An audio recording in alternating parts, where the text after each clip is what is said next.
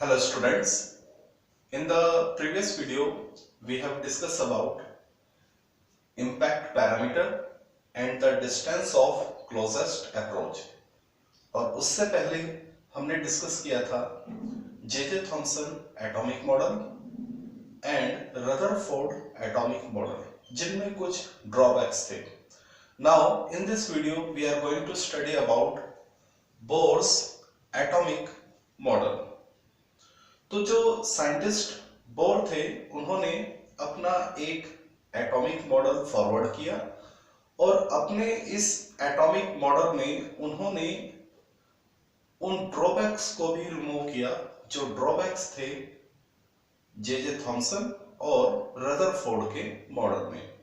और ये atomic model आज तक वैलिड है, इसको ओबे किया जाता है for the study of structure of atom. तो डियर स्टूडेंट, एग्जाम के पॉइंट ऑफ व्यू से काफी इंपॉर्टेंट है, खूब एग्जाम में पूछा जाता है. तो लेट्स सी क्या है बोर्स एटॉमिक मॉडल. प्यारे बच्चों, अगर एग्जाम में क्वेश्चन आपको मिल जाता है कि explain the Bohr's atomic model, तो how you will answer this question, let's C.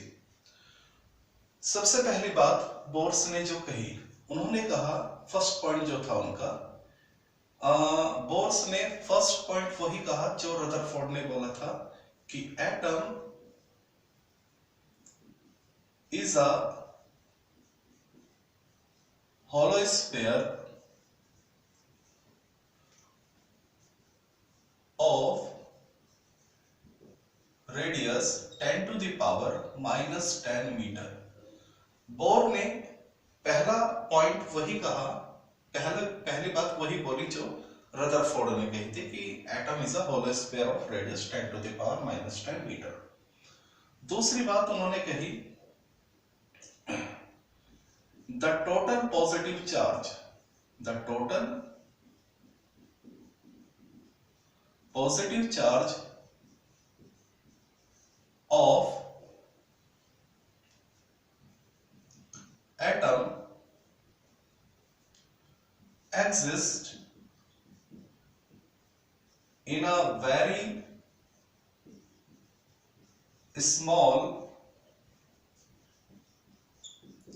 region of order 10 to the power -15 meter. The total positive charge of atom exists in a very small region of order 10 to the power -15 meter known as nucleus. Atom का जो, दूसरी बात Niels Bohr ने क्या बोली कि atom का जो टोटल पॉजिटिव चार्ज है वो एक छोटी सी जगह पे रहेगा जिसको न्यूक्लियस कहा जाता है. ये वही बात थी जो किसने बोली थी, रदरफोर्ड ने कही थी.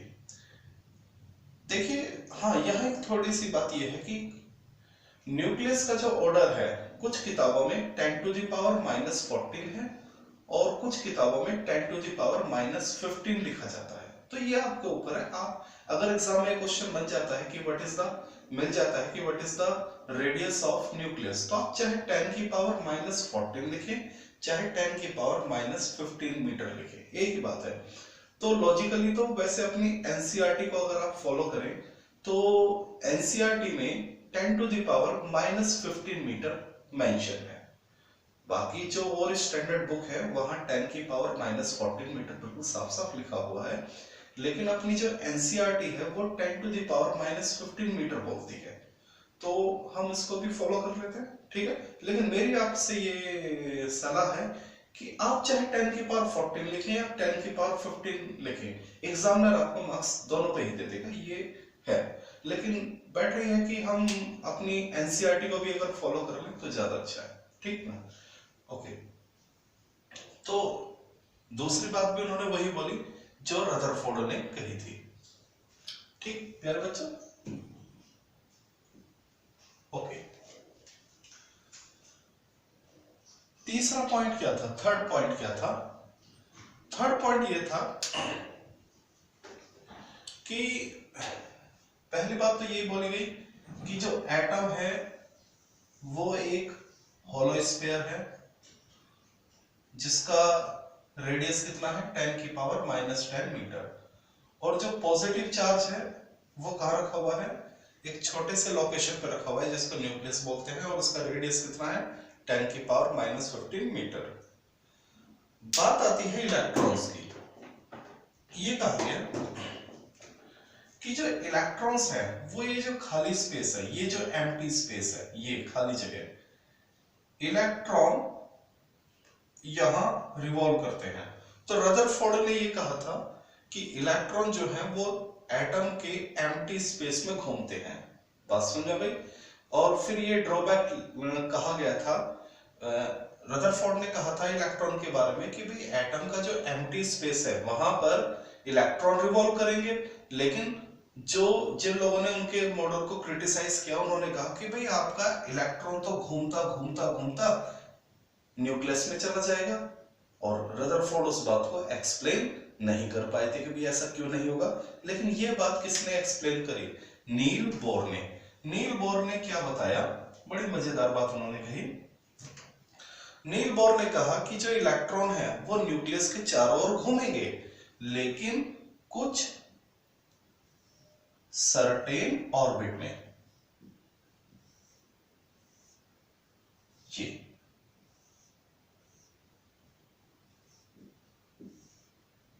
और उन ऑर्बिट को उन्होंने नाम दिया KLMN। ये बात बोर ने कही। बोर ने क्या बोला, उन्होंने कहा electron revolve around the nucleus in certain orbits known as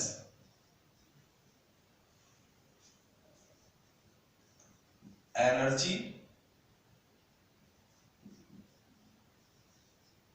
levels।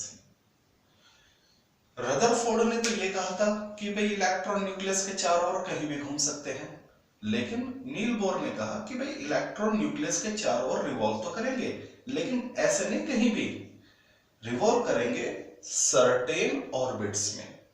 और उन ऑर्बिट्स को उन्होंने क्या नाम दिया, एनर्जी लेवल, और किससे रिप्रेजेंट किया, KLMN।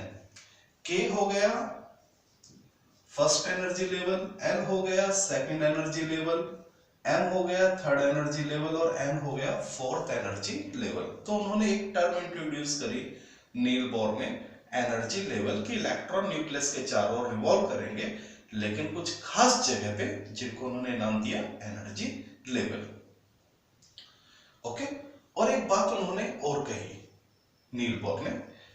पहली बात तो ये कही कि इलेक्ट्रॉन रिवॉल्व करेंगे न्यूक्लियस के चारों ओर कुछ खास जगह पे, जिनको उन्होंने क्या नाम दिया, एनर्जी लेवल।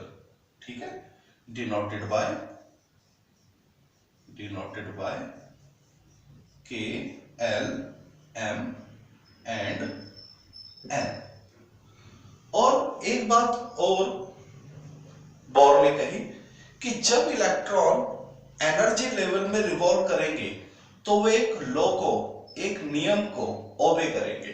क्या, तो देखिए,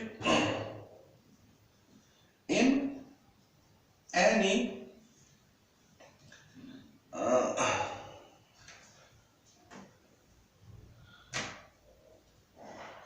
when electron revolve in energy level, जब इलेक्ट्रॉन एनर्जी लेवल में रिवॉल्व करेंगे तो उन्होंने कहा द एंगुलर मोमेंटम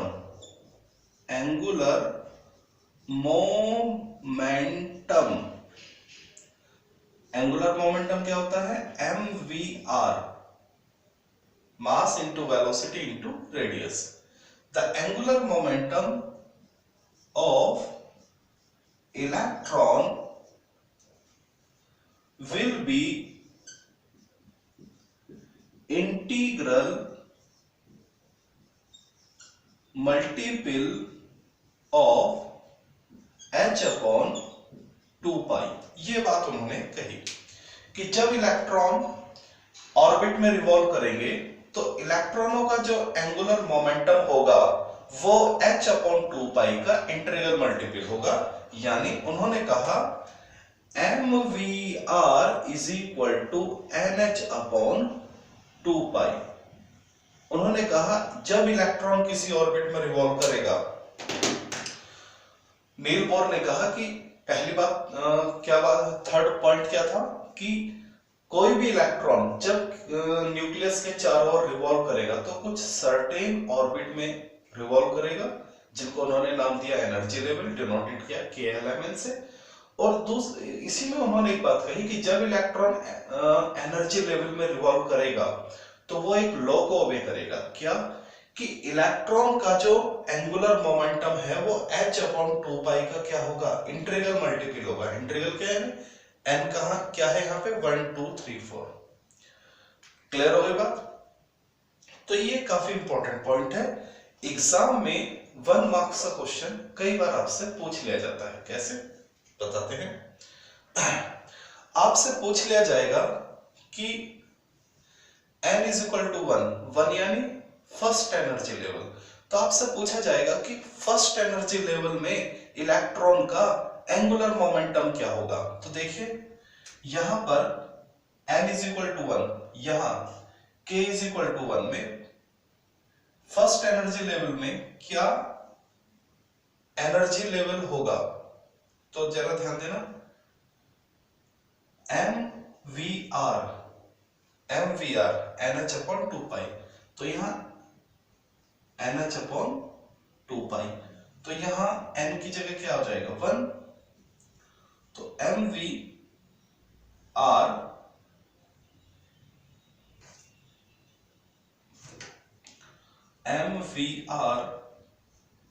n की जगह क्या ले लिया 1, h अपॉन 2 पाई। तो यानी mvr h अपॉन 2 पाई। समझ बात आ गई?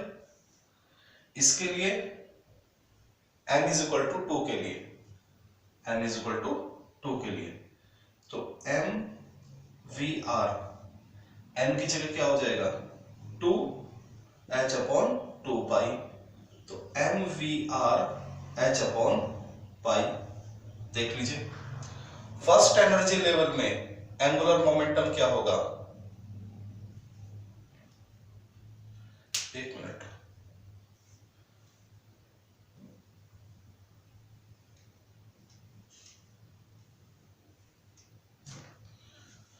हमारा रूल क्या है, mvr is equal to nh upon 2 pi. तो n की जगह क्या ले लेंगे 1, तो 4 n इज इक्वल टू 1। तो mvr is equal to h upon 2 pi. तो फर्स्ट एनर्जी लेवल में एंगुलर मोमेंटम क्या होगा h अपॉन 2 पाई।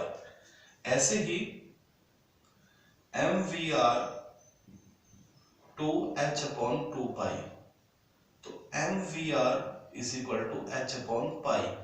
तो बच्चों सेकंड एनर्जी लेवल में एंगुलर मोमेंटम क्या होगा h अपॉन पाई। ठीक है, ऐसे ही mvr is equal to 3h upon 2 pi. n की जगह कितना हो जाएगा 3। ठीक है, तो यहां क्लियर हो गया। ऐसे ही mvr is equal to 4h upon 2 pi यानी h upon 2h upon pi. तो देखिए 1 मार्क्स में कई बार क्वेश्चन आ जाता है आपसे एग्जाम में कि भाई फर्स्ट एनर्जी लेवल में एंगुलर मोमेंटम क्या होगा, mvr is equal to h upon 2 pi. Second energy level में क्या होगा, mvr is equal to h upon pi. मतलब n की जगह फर्स्ट एनर्जी लेवल में n की जगह 1 रख दो, सेकंड एनर्जी लेवल में n की जगह क्या रख दो 2, थर्ड एनर्जी लेवल में n की जगह क्या रख दो 3, फोर्थ एनर्जी लेवल में n की जगह क्या रख दो 4। तो ये है एंगुलर मोमेंटम का एंगुलर मोमेंटम का फॉर्मूला और n की जगह क्या रख सकते हैं, फर्स्ट 1 2 3 4, यानी किसी भी एनर्जी लेवल में हम किसी भी एनर्जी लेवल में एंगुलर मोमेंटम निकाल सकते हैं, यानी n की वैल्यू क्या हो सकती है, 1 2 3 4 कुछ भी हो सकती है। क्लियर हो गया? तो ये था third point. Now discuss the fourth point of the bore atomic model.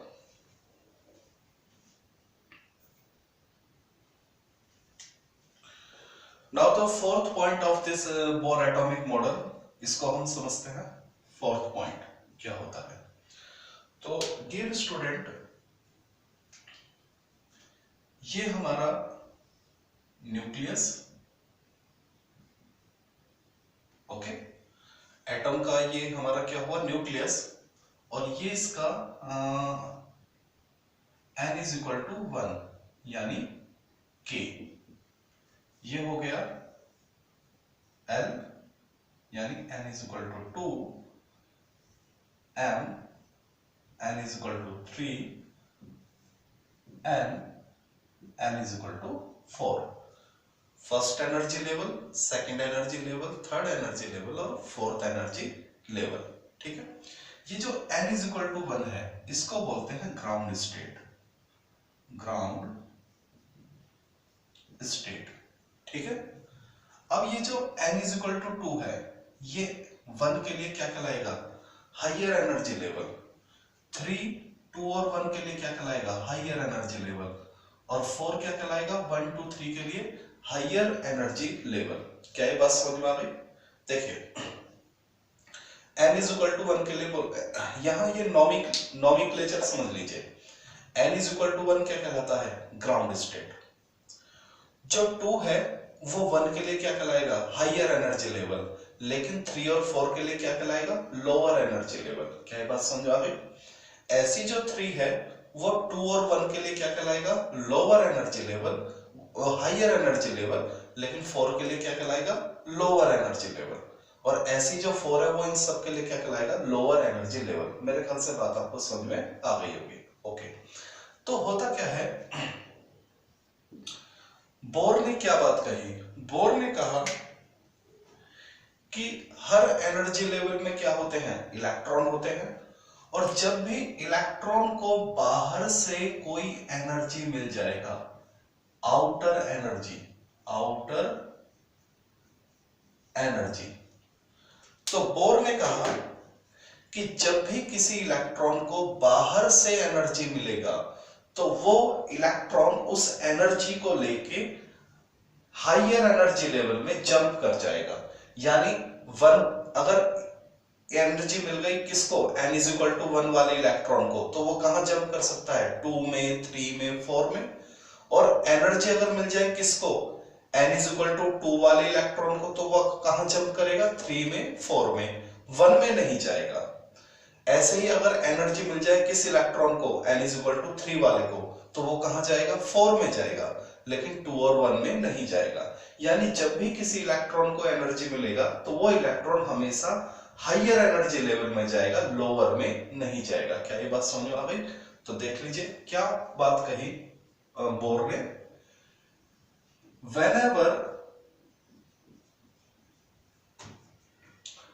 outer energy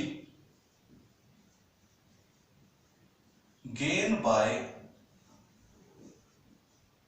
any electron, it jump, जब भी किसी इलेक्ट्रॉन को एनर्जी मिलेगा बाहर से तो वो क्या कर जाएगा, जंप कर जाएगा। इट जंप कहां से, from lower energy level to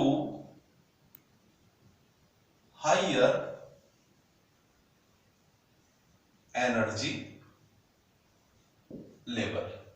ये बात उन्होंने कही कि जब भी किसी इलेक्ट्रॉन को एनर्जी मिलेगा तो वो इलेक्ट्रॉन उस एनर्जी को लेके हायर एनर्जी लेवल में जाएगा। जो electron n is equal to 1 में है उसके लिए हायर एनर्जी लेवल कौन है, 2 3 4। यानी n इज इक्वल टू 1 वाले इलेक्ट्रॉन को जब एनर्जी मिलेगी तो वो 2 में भी जा सकता है, 3 में भी जा सकता है, 4 में भी जा सकता है। और वो इलेक्ट्रॉन जो कहां बैठा हुआ है n इज इक्वल टू 2 में, तो उसके लिए हायर एनर्जी लेवल कौन है 3 और 4। n इज इक्वल टू 2 के लिए n इज इक्वल टू 1 क्या है लोअर एनर्जी लेवल। तो जो इलेक्ट्रॉन 2 में है वो एनर्जी लेके 3 और 4 में तो जा सकता है, 1 में नहीं जाएगा। ऐसे जो electron n is equal to 3 में है उसके लिए हायर कौन हो गया 4, लोअर कौन हो गया 2 और 1। तो जब 3 वाले इलेक्ट्रॉन को एनर्जी मिलेगा तो वो 4 में जाएगा, 2 और 1 में नहीं जाएगा। तो क्या ये बात समझ आ गई? बोर ने क्या बोला कि जब भी किसी इलेक्ट्रॉन को एनर्जी मिलेगा तो वो इलेक्ट्रॉन को लेके हायर एनर्जी लेवल में जाएगा। तो मान लीजिए इस इलेक्ट्रॉन को एनर्जी मिलता है और ये इलेक्ट्रॉन एनर्जी को लेके, ये इलेक्ट्रॉन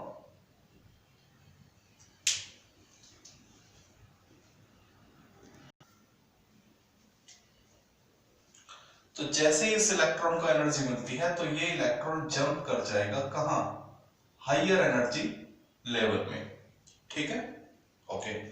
लेकिन जब इलेक्ट्रॉन हायर एनर्जी लेवल में जाता है तो वो वहां ज्यादा देर तक नहीं रुकता, वो केवल वहां पे 10 की पावर -8 सेकंड के लिए ही रुकता है। यानी after the stay of 10 to the power -8 second, electron come back to the previous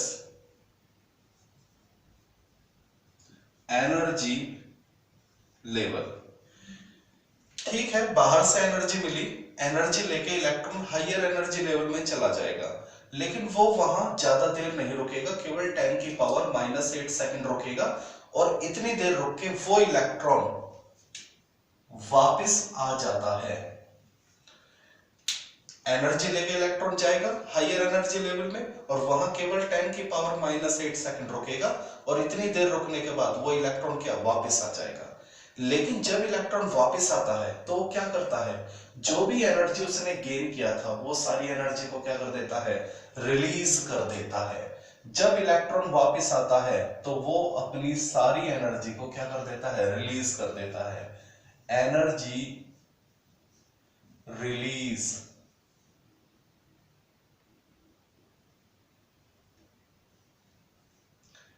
in form of spectrum. यानी जब इलेक्ट्रॉन वापस आता है आफ्टर द स्टे ऑफ 10 की power -8 second, electron come back to the previous energy level, ठीक है, and release the absorb energy, वो एनर्जी जो उसने एब्सॉर्ब किया था बाहर से, and release the outer absorb energy, ऐसे लिख सकते हैं, and release the outer absorb energy in the form of spectrum. ठीक है, बाहर से एनर्जी लेगा हायर एनर्जी लेवल में जाएगा, लेकिन वहां केवल 10 की पावर -8 सेकंड रुकेगा और फिर वापस आता है। जब वापस आता है तो जो एनर्जी उसने एब्जॉर्ब करी थी उसको छोड़ के आता है। क्या ये बात समझा भाई? अब ये जो एनर्जी रिलीज करी है वो स्पेक्ट्रम के रूप में होती है, तो इसकी जो फ्रीक्वेंसी, ये जो एनर्जी है, ये जो एनर्जी रिलीज करी है, इसकी वैल्यू क्या होती है ये समझ लीजिए। मान लीजिए यहां जब इलेक्ट्रॉन लोअर में था तो इसके पास एनर्जी थी EL और हायर में इसके पास एनर्जी है EH, L यानी लोअर और H यानी हायर। तो ये जो एनर्जी निकलती है ये होती है EL - EH। ठीक है,